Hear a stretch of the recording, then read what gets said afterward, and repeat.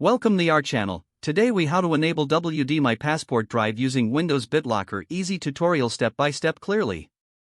To enable your WD My Passport Drive using Windows BitLocker, start by connecting the drive to your computer. Once connected, open File Explorer by clicking on the folder icon in your taskbar. Locate your WD My Passport Drive in the list of available drives. Right-click on the drive icon. From the context menu, select Turn on BitLocker.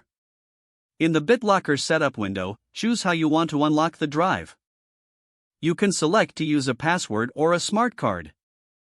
If you choose a password, enter it in the provided fields. Make sure to confirm the password accurately. After this, select how you want to back up your recovery key. You can save it to your Microsoft account, a USB drive, a file, or print it. Once you've made your choice, click Next. Next, decide how much of your drive to encrypt. You can choose to encrypt used disk space only or the entire drive. For security, it's generally recommended to encrypt the entire drive. Click Next after making your selection. Now, select the encryption mode you prefer.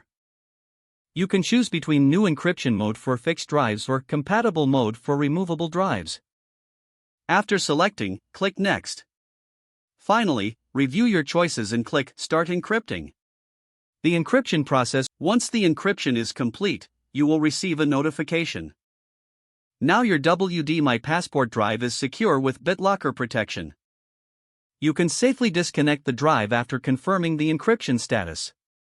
If the page does not load, refresh the browser or try again in a private or incognito window.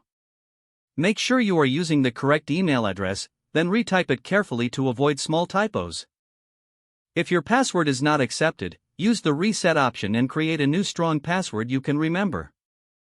Check your spam folder for verification or security emails, then complete any requested confirmation steps. Enable two-factor authentication if available to improve account security and reduce unauthorized access risk. After signing in, review your profile details so your contact information and settings are accurate and current. If you see an error message, note it down and try again after restarting your device and internet connection. Log out when you finish, especially on shared devices, to keep your account and payment information secure. Don't forget to like this video and subscribe to our channel for more step-by-step tech guides.